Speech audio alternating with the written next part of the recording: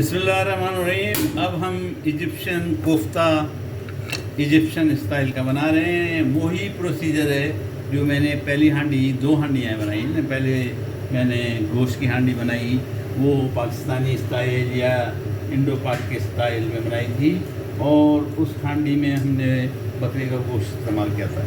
अब मैं इजिप्शियन हांडी बना रहा हूँ। इजिप्शियन हांडी जिस तरह हमारे शामी का वो कोफ्ते होते हैं उस तरह वो लोग करते हैं। मैंने उसके लिए ये चिकन के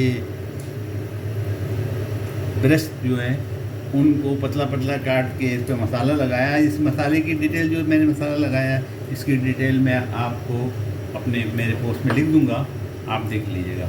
इस वक्त वही प्रोसीजर दोबारा, तो एक प्याज मैंने लाल की और उसको डालने के बाद अपनी हांडी में डालने के बाद टमाटर एक काट के डाला, और अब उसमें हम मसाले डालेंगे। मसाले मैंने इस हांडी के लिए, पहली वाली हांडी के लिए तो सिर्फ करी मसाला इस्तेमाल किया था। ये मेरा कबाब मसाला है, चपली कबाब मसाला और सीख कबाब मसाला, और ये गरम मसाला, कोई भी कबाब मसाला आप इस्तेमाल करें, और 1 चम्मच घर का आपका करी मसाला। ये तीन मसाले डालें। और इसके लिए ज़रूरी ये है, मैं पानी ले लूँ थोड़ा सा पानी, क्योंकि मेरा जो है मसाला भून रहा हूँ वो लगे नहीं। थोड़ा सा मैं पानी डाल दूँगा ताकि मसाले में लगे नहीं। वो टमाटर और प्याज का मटेरियल जो है हमारा, और क्वार्टर डिब्बा जो है वो टमाटो पेस्ट का जो है वो गाढ़ा हो गया है मटेरियल। ये इसलिए इन चीज़ों को अब ये लगना नहीं चाहिए, वरना इसके अंदर जल नीति को आ जाएगी। तो जो टमाटो पेस्ट मैंने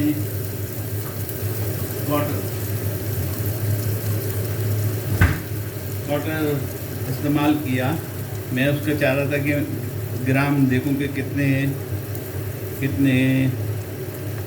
कितने वेट का या ग्राम का है। बहरहाल ये छोटा दूध का डिब्बा होता है, इसके बराबर का ये डिब्बा है। इसमें गंदूना का मैंने इस्तेमाल किया है और इतना इस्तेमाल किया है, यानी इसके 3 टुकड़े करें, और 3 टुकड़े करने के बाद 1 टुकड़ा इसमें इस्तेमाल किया है। डाल दिया, और मसाले हमारे भून रहे हैं।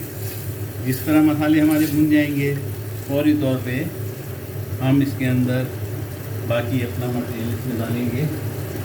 मैं 1 मिनट पानी निकाल लूँ जग में।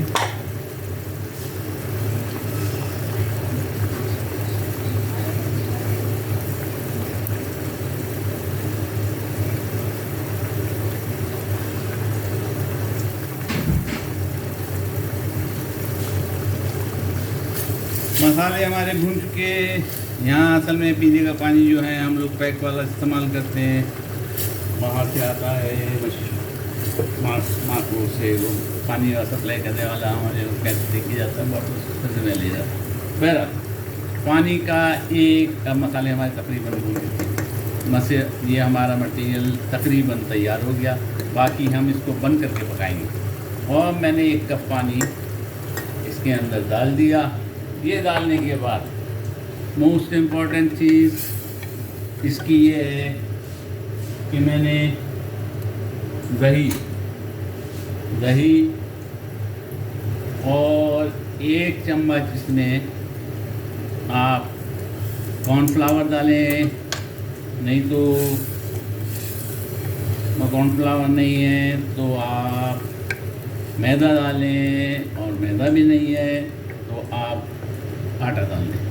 लेकिन इसमें मैंने दही में डाला है, लेकिन इसके अंदर आप बेसन इस्तेमाल नहीं कीजिएगा। बेसन इस्तेमाल करेंगे तो बेसन की बू आती है, वो कड़ी की तरह हो जाता है। कड़ी नहीं बना रहे हैं, खाली इसको गाढ़ा कर रहे हैं ताकि हमारा मटेरियल गाढ़ी हो। इसमें मैं नमक चेक करूँगा और इसमें नमक ऐड करूँगा। नमक की कमी हम इसको दूर करेंगे। हमने नमक डाल दिया इसमें अंदाज़न, आप देख के डालिएगा ज़्यादा नहीं हो जाए। वरना अम्मी की डांट भी पड़ सकती है, बीवी को शौहर की डांट पड़ सकती है, शौहर को बीवी की डांट पड़ सकती है। तो भाई नानियों से बच के, मज़ा सही होना चाहिए खाने का। अब सही है। नमक डाल दिया मैंने। अब इसके अंदर मैं पहले वो जिसको ये लोग इजिप्शियन कोफ्ते बोलते हैं, हर एक चीज़ को कबाब और कोफ्ता ही बोलते हैं। ये कोफ्ते मैंने अंदर डाल दिए इसके, चिकन के ब्रेस्ट के, पसंद है समझे, उसको बना के उसके ऊपर मसाला लगा के फ्राई किया था। ये मैंने कोफ्ते इसके अंदर डाल दिए। बहुत मज़ा देंगे इंशाअल्लाह। आप फिक्र ना करें, ज़बरदस्त बनेगा। कलर बहुत ज़बरदस्त आया है, टेस्ट में बहुत ज़बरदस्त है। ये आखिरी टुकड़ा भी मैंने इसके अंदर डाल दिया और इनको मैं इतना पकाऊंगा कि ये मज़ीद नरम हो जाए, सख्ती नहीं रहे चिकन की। मैं इस पर नमक थोड़ा सा चेक लूँ।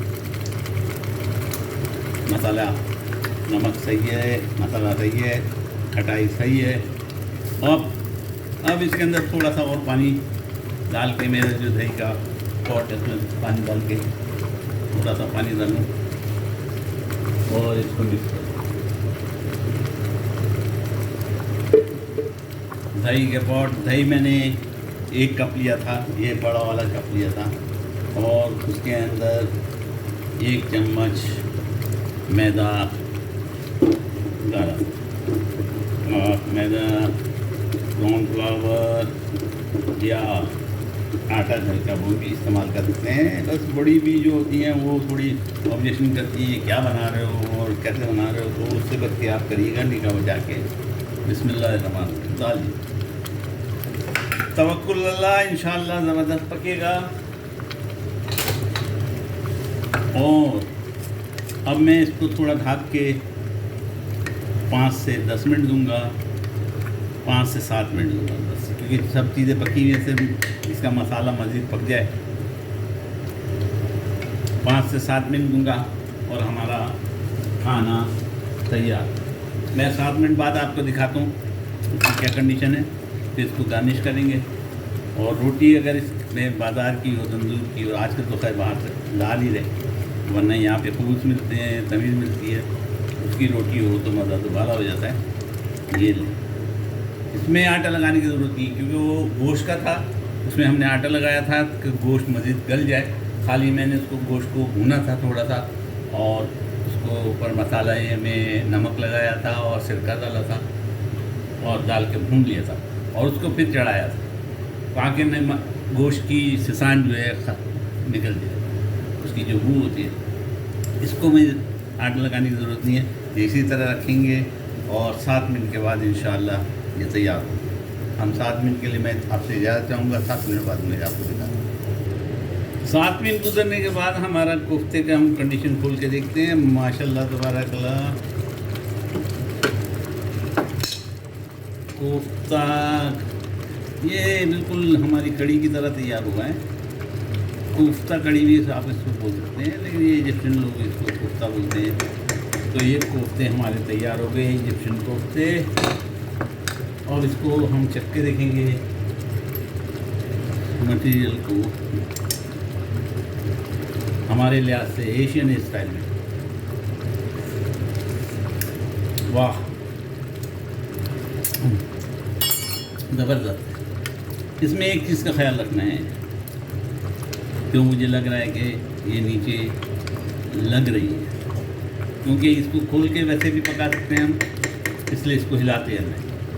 ये हमारी इजिप्शियन स्टाइल कोफ्ता तैयार हो गया। अब इसकी सर्विंग हम करते हैं, देखते हैं इसको सर्व करके किस तरह करें आएंगे और इसकी खूबसूरती क्या है नज़र आ जाएगी। हम इसको सर्व करते हैं, निकालते हैं। हमने इसकी हांडी बहुत गर्म है, मैंने चिमटे से पकड़ी है, उसी चिमटे से जैसे पहले पकड़ा था ऐसी पकड़ी है, पक रही है। ये इसको मैं एक कोफ्ते को निकालता हूँ, जिसको इजिप्शियन ये लोग कोफ्ता कहते हैं, बल्कि 2 निकालता हूँ और इस पर थोड़ी सी करी डालते हैं, इसके ऊपर इसकी करी डालते हैं। मैं दूसरे चम्मच से इसकी करी डाल दूँ।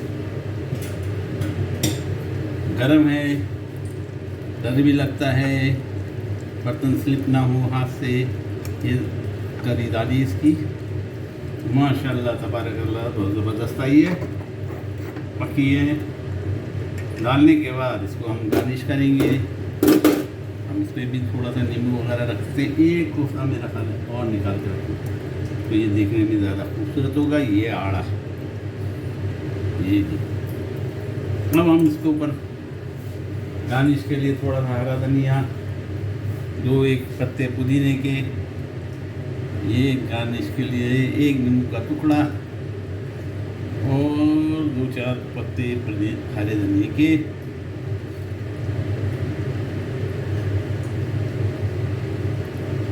ये मैंने डाल दिया। माशाल्लाह तबारकल्लाह, खाना ज़बरदस्त। और आपके पास अगर वो जैतून का तेल है तो उस पर जैतून का तेल ज़रूर डालिएगा। इजिप्शियन लोग, अरब लोग जैतून का तेल का इस्तेमाल बहुत ज़्यादा करते हैं, तो उस पर तेल डालिएगा तो ये और खूबसूरती इसकी आ जाएगी। उम्मीद है आप भी बनाएंगे, उम्मीद है आपको पसंद आएगा, उम्मीद है बात समझ में आ गई होगी। इजिप्शियन कोफ्ता किस तरह बनता है, मुझे दुआओं में ज़रूर याद रखिएगा।